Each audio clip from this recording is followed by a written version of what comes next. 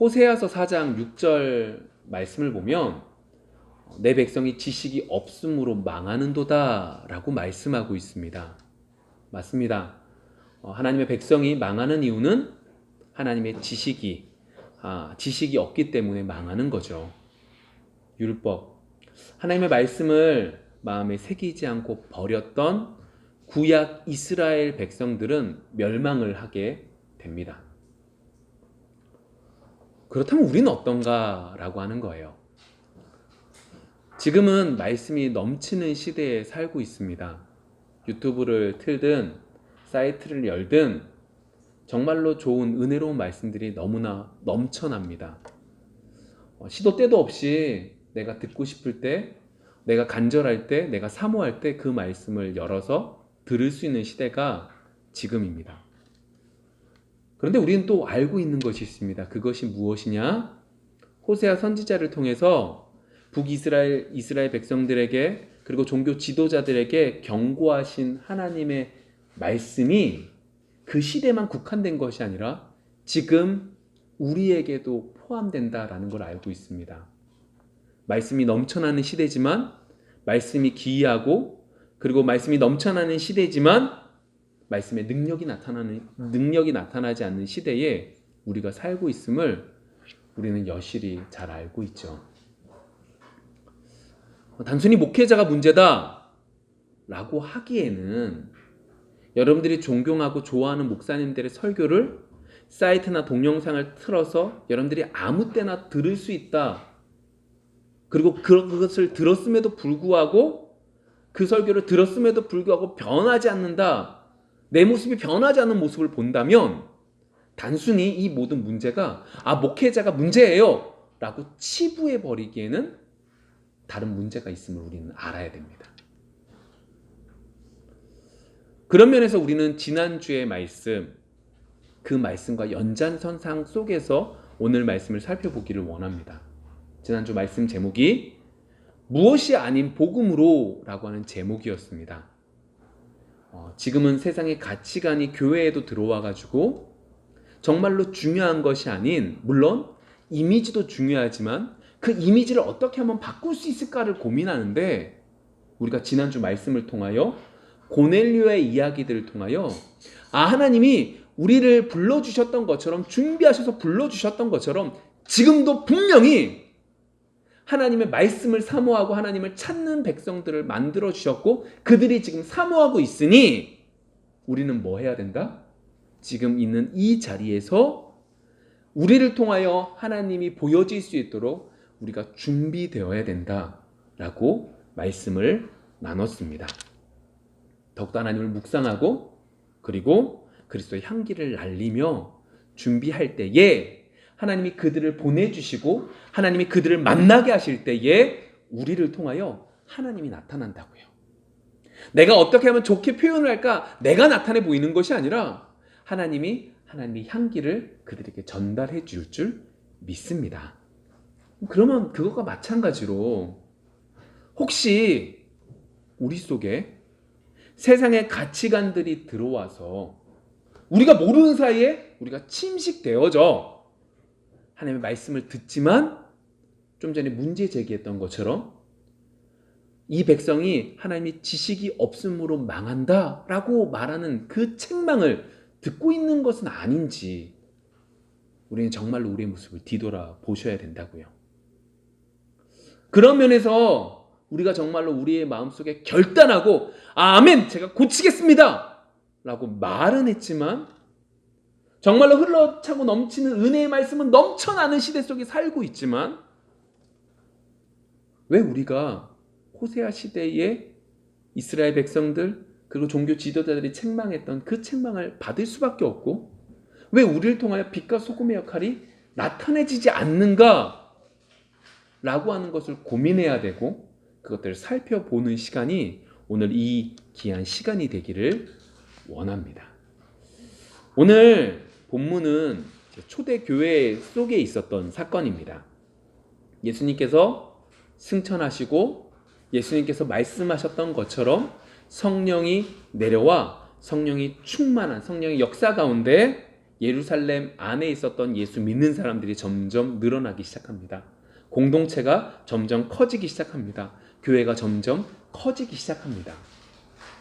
성령이 강림하실 때에 오순절이라고 하는 절기였기 때문에 많은 유대인들이 세계 각지에서 예루살렘으로 왔고 그곳 속에서 예수님을 그리스도로 인정하게 되었고 인정함을 통하여 자신이 있던 동네로 돌아가지 않고 이 예루살렘에 남아 하나님의 말씀을 묵상하며 예수 그리스도의 복음에 대해서 배우기 시작을 합니다. 여러분 점점 커지기 시작하고 사람이 많아지기 시작하면 문제들이 생기기 시작하죠. 예루살렘 교회도 문제가 생기기 시작합니다.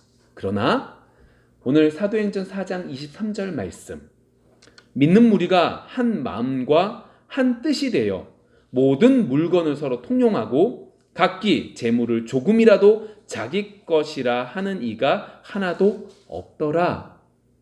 하나님의 은혜 가운데 자신이 가지고 있었던 것들을 팔아 서로가 서로의 먹을 것들을 채워주고 서로가 서로의 필요성들을 채워주기 시작합니다. 밭을 팔고 집을 팔아 서로가 서로에게 물건을 나누고 있는 귀한 역사가 일어나기 시작을 하죠. 정말 엄청난 은혜의 결과물입니다. 그런데 우리가 가장 먼저 생각해 봐야 될 건 이것 속에서 오해하지 말아야 된다라고 하는 거죠. 무엇을요? 이런 은혜는 우리가 할 수 있다 없다? 없다. 뭐 당연한 거 아닙니까? 우리가 어떻게 합니까? 그러나 말씀을 듣다 보면 말씀 속에 생각해 보면 이 역사를 우리가 이룰 수 있다라고 생각하는 것이 우리인 것을 인식하셔야 되고 그것들을 발견하셔야 됩니다. 다시요, 이런 은혜는 우리가 구현해낼 수 없다는 거예요. 이건 하나님의 능력이고 성령의 역사하심이고 강력하신 하나님의 능력 속에 임한 것이지 우리가 구현할 수 없다. 마음에 새기십시오. 보세요. 우리는 죄인으로 태어났습니다. 그리고 죄된 삶을 살아가는 것이 인간입니다. 그래서 우리는 다른 사람들보다 나를 위해서 살아갑니다. 나를 위해서 살고 나를 더 사랑하고 내가 먼저 우선순위가 됩니다. 그런데 이런 우리가 서로의 물건을 통용하고 집을 팔고 밭을 파는 역사가 우리 속에 스스로 만들어낼 수 없다라는 걸 우리는 너무나 잘 알고 있습니다.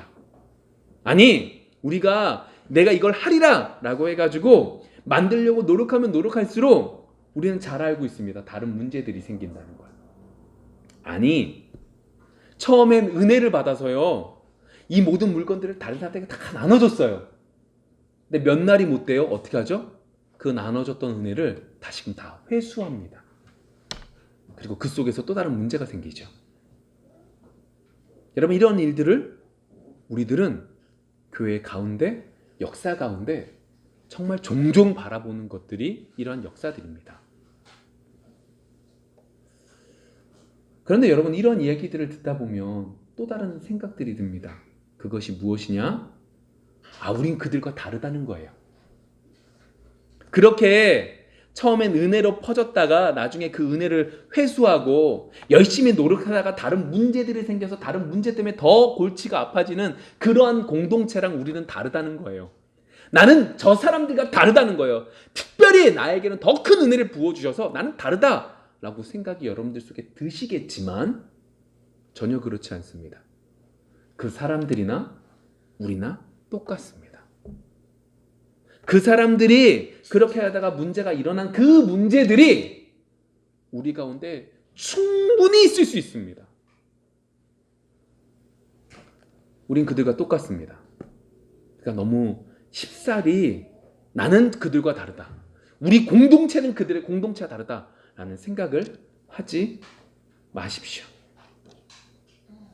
여러분, 신앙생활 처음 할 때는 이 생각이 듭니다. 하나님이 누구만 사랑하세요? 나만 사랑하세요. 세상에 아무리 많은 사람들이 있어도 나만 정말로 사랑하고 난 특별한 사람이에요. 여러분, 신앙생활 정말로 제대로 해나가면 느끼는 게 뭐죠? 하나님이 나만 사랑하세요? 중간중간 가면 나만 사랑 안 하는 것 같아요. 딴 사람들 전부 다 사랑하는데 나만 사랑 안 하는 것 같아요.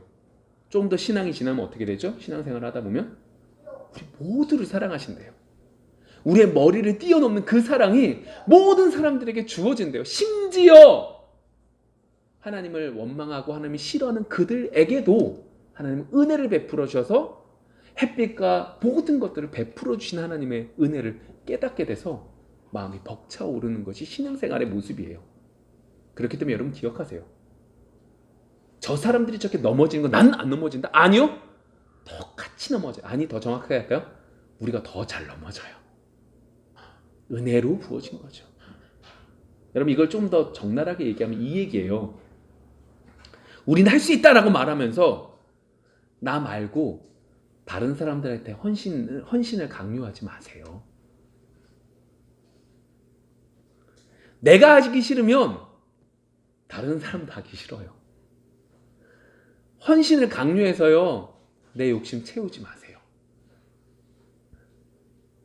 초대교회의 역사는요, 성령의 역사였지 그들의 강요로 이루어진 역사가 아니에요. 여러분, 이렇게 말하면 우리는 이런 역사를 원하지 않는다? 아니에요. 정말로 이런 역사가 우리 교회 안에 있었으면 좋겠어요. 정말로 우리 교회 가운데 이런 역사가 일어나서 다른 사람들이 우리 성도들을 볼 때, 우리를 바라볼 때, 이 사람은 정말 예수를 믿는 사람이야, 우리를 통해서 하나님을 바라보기를 원해요. 그런 은혜 속에 우리 속에 넘치기를 원하고, 그런 역사가 우리 교회 안에 넘치기를 정말로 원해요. 맛보기를 정말로 원해요.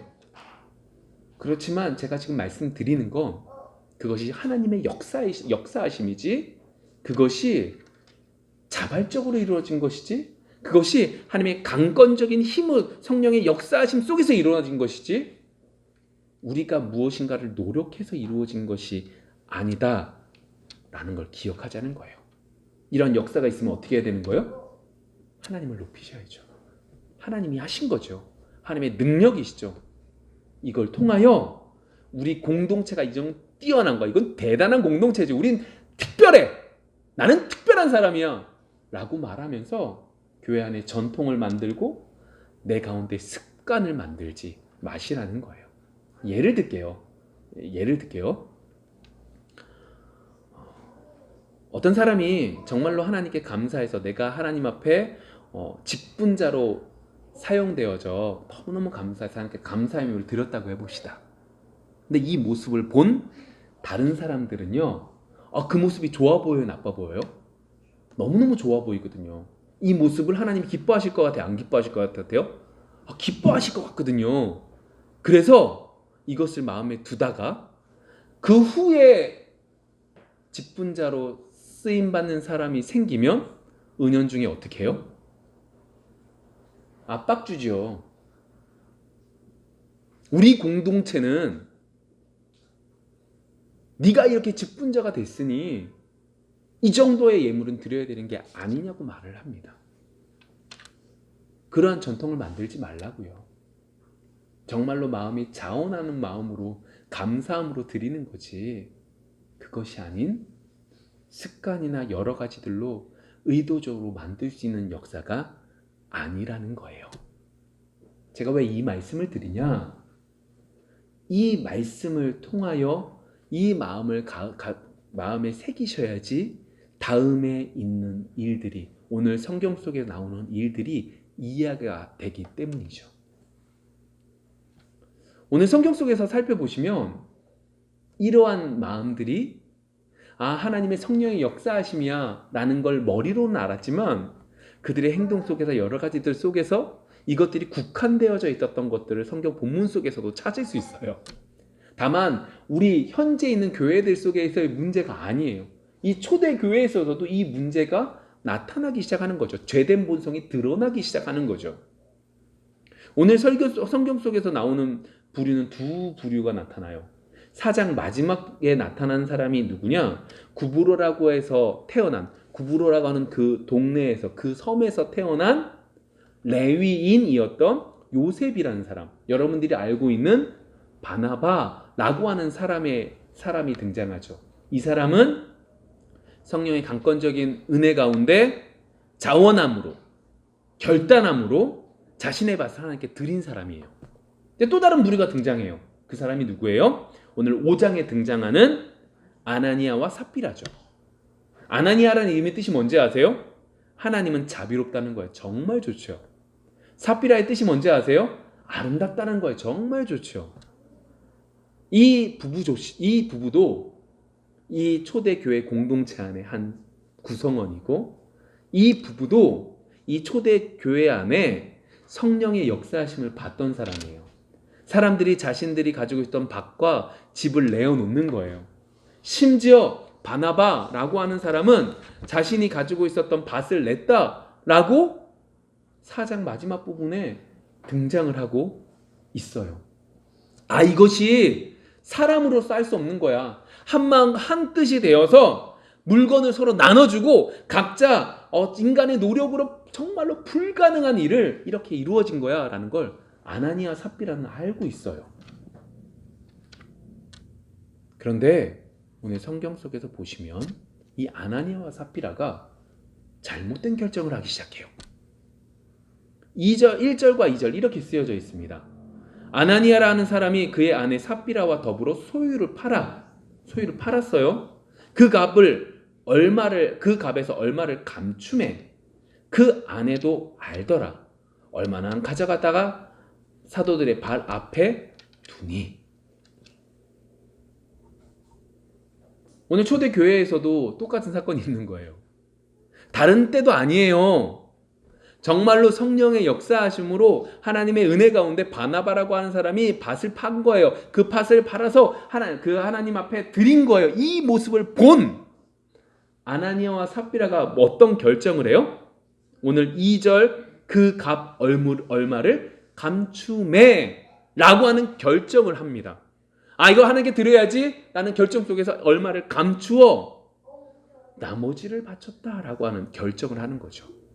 얼마를 감추었다? 욕심이 나타난 거예요. 얼마를 감추었다? 야심이 나타난 거죠. 정말 이걸 보면 하나님의 도우심이 절대적으로 필요한 존재인 것을 새삼 더 느껴요. 그렇죠? 하나님의 은혜를 맛보았다고 해서 여러분 우린 기억해야 돼요. 그 하나님의 은혜를 맛봤다고 해서 그 은혜가 언제까지나 지속되고 언제까지나 계속될 거라는 생각하지 마세요. 우린 정말로 어쩔 수 없는 약하고 연약한 존재라는 걸 정말로 인식하면서 살아야 된다라는 걸 오늘 1절과 2절 가운데서도 정말 느끼는 것 같아요. 여러분 물건 판다는 거, 소유 판다는 거 쉽지 않아요? 근데 그는 팔았어요. 근데 그렇게 팔았던 그가 얼마를 숨겨요. 정말로 하나님의 도우심이 없으면 하루하루 살아갈 수 없는 게 정말 우리의 모습이죠. 하루하루 살아갈 때에 하나님의 도우심을 구하는 여러분들이 되기를 소망합니다. 그런데 오늘 그러한 욕심의 결과가 뭐냐? 3절 4절 보시면 이렇게 기록되어져 있습니다. 베드로가 이르되 아나니아야 어찌하여 사탄이 내 마음에 가득하여 내가 성령을 속이고 땅값 얼마를 감추었느냐? 베드로가 알게 된 거예요. 베드로가 하나님의 도우심으로 성령의 역사하심으로 그가 숨긴 걸 알게 된 거예요. 그래서 책망하는 거죠. 야, 너 왜 성령을 속이고 땅값 얼마를 감췄냐? 정말 안타까운 말을 하는 거예요. 4절 이렇게 말합니다. 땅이 그대로 있을 때에는 누구 땅이 아니며? 내 땅이 아니며요. 아나니아 그 사람의 땅이라고요. 판 후에도 내 마음대로 할 수 없더냐? 판 이후에도요 그렇게 할 수 있다는 거예요. 내 거라는 거예요. 네 거라는 거예요. 어찌하여 이 일을 내 마음에 두었느냐? 사람에게 거짓말 한 것이 아니요 누구에게 했다? 하나님께 했다 라고 하는 결론을 얻게 된 거예요. 하나님은요 이 아나니아와 그리고 삽비라 이 부부를 뭐라고 결론 내요? 거짓말로 하나님을 속인 자. 물질은 물질대로 다 드리고 목숨은 목숨대로 다 잃게 된 거예요. 교회 사람들한테 인정 못 받아요. 그들이 원했던 그 모든 것들은 못 받고 죽음으로 끝나는 결론을 얻게 되죠. 근데 그렇다면 우리 여기서 중요한 한 가지를 살펴봐야 돼요. 더 정확하게 말하면 서론에 이야기했던 제가 문제 제기했던 이렇게 흘러차고 넘치는 여러분들이 좋아하는 목사님, 존경하는 목사님의 설교를 너무나 많이 들을 수 있음에도 불구하고 여전히 우리 속에 책망만 받을 수밖에 없는 우리, 빛과 소금 역할을 감당하지 못하는 이유가 뭐 때문이냐라고 하는 걸 찾아야죠. 오늘 2절의 말씀, 얼마를 감추었다, 엄마를 감춤해 라고 하는 이 결론을 이 부부가 낼 수밖에 없었던 이유가 뭐냐라는 걸 한번 생각해 봐야 되는 거예요. 여러분, 첫 번째로 이 부부가 왜 이런 결정을 내리게 된 걸까요? 이 부부는요, 지금 신앙이라고 하는 것과 현실이라는 것 속에 괴리감이 생기기 시작한 거예요. 분명히 교회 안에서 아멘으로 받은 거예요. 아, 나도 저렇게 바나바처럼 하나님 앞에 모든 걸 드려야 되겠다. 마음속에 감동도 있는 거예요. 그래서 아멘으로 받은 거죠. 그런데 막상 현실 속에 딱 들어오다 보니까 그 말씀만으로는 충분해요? 부족해요? 부족해요. 정말로 이 부부처럼 자신의 소유 다 판 사람들 많지 않을 거예요. 지금도 그렇게 팔 수 없어요. 여러분들이 11조를 드리든 여러분들이 감사헌금을 드리는 그것도 쉽지 않아요. 엄청난 일을 한 거예요. 그런데 막상 그들이 이걸 드리려고 하니까 앞일이 걱정되죠. 왜 안 돼요? 이것도 해야 되고 저것도 해야 되고 이것도 해야 되는 그 모든 것들이 생각나죠. 인간으로서 두려움이 당연히 물밀듯 일어나죠. 그런데 거기에 더해서요, 이 아나니아 삽비라는요, 잘 들어주세요, 결과물이 전부로 보였어요. 다시요, 이 아나니아 삽비라는요, 결과물이 전부로 보여서 그 전부까지 그 결과물이 이루어지는 과정 속에 있었던 그 영적 싸움을 터부시하게 됐어요. 지금 아나니아 삽비라 입장에서는요, 바나바가 뭐 한 것만 보여요? 헌금 드린 것만 보여요. 자신의 소유 판 것만 보여요. 아나니아 삽비라에는요, 이미 그 교회 가운데 어떤 사람들이 많아졌어요? 소유를 팔고 밭을 팔고 집을 파는 사람들이 있어 왔어요. 많지는 않았겠지만 있었어요. 그리고 그들이 사람들에게 존경받는 것들을 봤어요. 이게 이 아나니아 삽비라의 입장에서는 야심과 욕심으로 아, 내가 이룰 수도 있겠구나, 내가 노력하면 되겠구나라는 생각이 들어간 거예요. 그래서 어떻게 해요? 그 결론, 아, 그렇게 바쳤더니 그가 인정을 받았어 라는 결론만 본 거죠. 바나바가 그렇게 예물을 드리는 그 과정 속에 얼마나 많은 영적 싸움이 있었는지 그는 보지 않았어요. 아니, 터부시했어요. 아, 처음에 이거 다 드려야 되겠네? 좀 시간이 지났더니 절반만 드려야지? 아니다, 얼마만 좀 드리자. 어차피 하나님께는 어떻게 한 거예요? 드린 거잖아요. 하나님께는. 여러분, 그쵸? 어차피 하나님 드리잖아요. 제가 드린 이 이야기 잘 들어주세요. 우리 생각이 그렇지 않아요? 처음에 아, 이만큼 이거 내가 헌금 드려야지. 근데 좀 있다가 절반으로 주잖아요. 그리고 어떤 생각이 들어요? 어차피 하나님께 드리는 거잖아 라는 거로 여러분 타당성을 제시하세요. 여러분들 스스로 되뇌이잖아요. 하나님의 삽비라 똑같았을 거예요. 마귀가 쓰는 방법일 테니. 아, 하나님께 어차피 드린 거 똑같을 테니까 아, 그러면 남는 거 사람들한테 존경받는 사람이 돼야 되겠다 라는 생각 속에서 그는 그것을 그렇게 했던 것이고, 그 결과가 어떻게 되는 거예요? 3절 베드로의 이야기 속에서 사탄이 내 마음속에 가득하여 내가 성령을 속이고 땅값 얼마를 감추었다 라고 할 정도로 문제의 심각성을 인식하지 못하고 결국 마귀가 그의 마음을 가득 채우게 마음을 열어버리는, 그래서 하나님께 범죄하는 결과를 얻게 된 거죠. 바나바가 어떤 과정으로 그가 그렇게 왔는지, 어떤 싸움을 싸웠는지 관심조차 없었던 아나니아와 삽비라예요. 여러분, 어느 누구도요, 자신이 소중하게 여긴 것을 다른 사람들에게 주는 건 쉽지 않아요. 어려워요. 아, 단순히 성령이 충만해서 성령이 강권적으로 역사하셔서 당연히 돈을 바치는 거지 라고 생각하시면 안 돼요. 어렵지 않은 거 아니에요. 정말로 어려운 거예요. 여러분 헌금 드릴 때 어려워요. 정말로 어려워요. 11조 하는 거 쉽지 않아요. 너 왜 11조 안 해? 라고 말씀하시면 안 돼요. 여러분 헌금 드리는 거 정말 어려워요. 바나바 역시요. 생각해보세요. 밭을 팔았어요. 삶에 대한 고민이 없었을까요? 바나바가 내가 이 모든 재물을 바치고 하나님을 위해서 이 걸어다니는 전도자로서 내가 전도자의 삶을 전 세계에 다녀야 되겠다 라고 생각하면서 갔을까요? 아니에요. 그때 그 생각하지 않았어요. 근데 아나니아 삽비라는요, 그러한 것들 가운데 고민하고 하나님께 기도하며 담대하게 담담하게 그 모든 영적 싸움에서 하나님께 마음을 돌려 하나님을 바라봄으로 그렇게 가지고 나왔던 바나바는 보지 못하고 뭐만 본 거예요? 결론만 본 거예요. 그 결론이 뭐랑 더해진 거예요?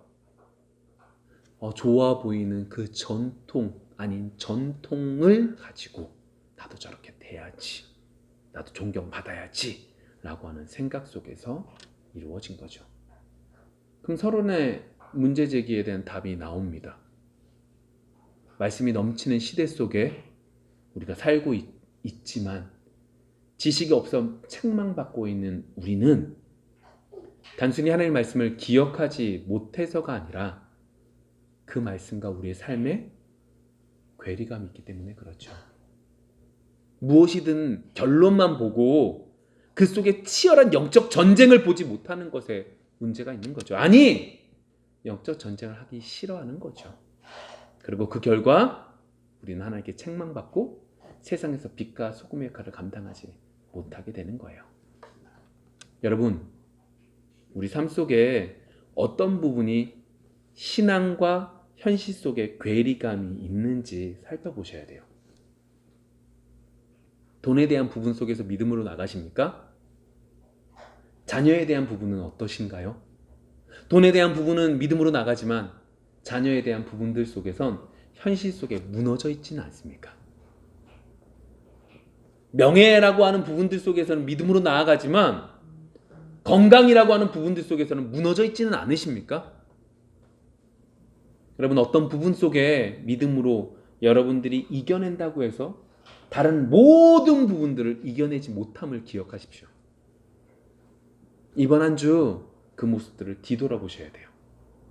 여러분, 우린 절대로 하나님과 우상을 겸하여 섬겨서는 안 돼요. 또요, 무엇인가 볼 때 결과만 보지 마세요. 그 속에 영적 전투가 있음을 기억하셔야 돼요. 나도 저런 신앙인이 돼야 되겠다. 나도 저런 믿음의 선진들이 돼야 되겠다. 생각만 하지 마시고 신앙인으로 살아가야 될 부분들을 찾아서 하나하나 고쳐나가고 묵상하며 나가세요. 기도 체크표요. 제가 굳이 드리는 이유는 이렇게라도 우리 기도하자고요. 이렇게라도 기도하지 못했던 우리의 삶을 바꿔가자고요. 지금 제대로 안 되면 앞으로도 안 돼요. 지금 제대로 서지 못하면 우리는 한 걸음 한 걸음 나아갈 수가 없어요. 그런데 이렇게 성경에서 끝나고 있지 않죠. 오늘 본문 속에서 그거에 대한 답을 우린 이러한 부분 속에서 찾을 거예요. 그 문제에 대해서, 제가 좀 전에 드렸던 그 문제에 대해서 답을, 그리고 해결책을 여러 가지들 속에서 찾을 수 있겠지만 오늘 본문 속에서 우리가 좀 유념해 봐야 될 건 이거죠. 왜 하나님께서 이 아나니아 삽비라만 죽이셨냐라고 하는 거예요. 아나니아 삽비라만 이랬을까요? 아니라는 거예요. 있었을 텐데, 긴 역사 가운데 분명히 있었을 텐데 왜 이들에게만 이런 것들을 하셨는가? 라고 하는 그 물음이 던져지게 되죠. 정확하게 이것에 대한 답은 여러분들이 천국에 올라가 주님께 여쭤보면 답은 알 수 있어요. 그렇지만 5절의 말씀을 통해서 성경이 우리에게 이 부분에 대한 부분을 강조하는구나 라는 걸 볼 수 있는 게 있어요. 그게 뭐냐? 5절 말씀이 이렇게 되어져 있습니다. 아나니아가 이 말을 듣고 엎드려져 혼이 떠나니, 죽었다는 거죠. 이 일을 듣는 사람이 다 크게 뭐 했다? 두려워했다. 초대교회요. 성도들이 점점 늘어가요. 여러 가지로 정리가 아직 되어지지 않는 공동체예요. 이 공동체에게 하나님은 가장 중요한 한 가지를 알려주시는 거예요. 두려워하라는 거예요. 하나님을 경외하라는 거예요. 여러분, 예수 그리스도를 통해 하나님의 자녀가 됐어요. 이제 하나님을 뭐라고 부를 수 있어요? 아버지라고 불러요. 그런데 그럼에도 불구하고 기억하라는 거예요. 그 하나님 아버지는 뭐라고요? 두려운 분이라고요. 그 하나님 아버지를 어떻게 하라고요? 경외하라고요. 여러분, 하나님 두려운 분이세요. 만만하고 언제나 참으시는 분이 절대로 아니에요. 갈라디아서 6장 7절을 보시면 스스로 속이지 말라. 하나님은 업신여김을 받지 아니하시나니 사람이 무엇으로 심든지 그대로 거두리라. 하나님은 절대로 업신여기심을 받으시는 분이 절대 아니에요. 우습게 여길 분이 절대 아니에요. 두려워하실 분이시죠. 여러분, 맞습니다. 두려워하기를 소망합니다. 하나님을 두려워하지 않았기 때문에 아나니아 삽비라는 그 잘못된 선택을 한 거예요. 세상에 여러 가지들이 가치관이 들어와 나도 인정받고 싶고 나도 존경받고 싶어서 어차피 하나님께 드리는 거니까 조금의 물질은 숨기는 거죠. 내 앞일을 생각해보니까 너무나 걱정거리가 많으니까 숨기는 거죠. 여러분, 하나님을 두려워하는 자는 현실과 믿음 속에 그 괴리감이 적어질 줄 믿습니다. 하나님을 두려워하기 때문에, 하나님을 무서워하기 때문에, 하나님을 경외하기 때문에 하나님 우리의 모습이 바뀌어갈 줄 믿습니다. 그럼 두려워한다는 게 뭐냐? 경외한다는 게 뭐냐? 많은 부분 가운데 오늘 시편 51편의 말씀을 마지막으로 보기를 원합니다. 시편 51편 16절과 17절 제가 읽어보겠습니다. 주께서는 제사를 기뻐하지 아니하시나니 그렇지 아니하면 내가 드렸을 것이라. 주는 번제를 기뻐하지 아니하시나니. 17절에 읽어볼게요. 하나님께서 구하는 제사는 상한 심령이라. 하나님이여 상하고 통회하는 마음을 주께서 멸하시지 아니하시리이까. 주께서 정말로 원하시는, 하나님께서 정말로 원하시는 제사가 뭐라는 거예요? 상한 심령이요. 하나님을 두려워하기 때문에 상한 심령으로 나갈 수 있는 여러분들이 되기를 원합니다. 여러분, 아나니아 삽비라는 하나님을 두려워하지 않았어요. 설마 이것까지. 하나님 어차피 제가 드리는 거잖아요. 하나님과 협상했고 하나님을 두려워하지 않았죠. 그러나 하나님을 두려워하는 자는 상한 심령, 있는 모습 그대로 하나님께 나아가는 자예요. 여러분, 하나님을 두려워하십니까? 하나님을 경외하십니까? 그러면 오늘 오실 때 여러분 모습 있는 그대로 상한 심령으로 여러분 모습 그대로 나오셨습니까? 오늘 베드로가 아까 전에 4절에 말했던 것과 연결해서 생각해 보면 아나니아와 삽비라가요 정말로 하나님을 두려워해서 상한 심령 그대로 하나님께 나아갔다면 그 자신의 소유를 팔 때 하나님, 제가 정말 처음엔 이거 다 드리고 싶었는데요, 제가 정말로 앞인들을 생각하니까 너무 무서워요, 제가 이만큼만 좀 드릴게요 라고 말했다면 어땠을까요?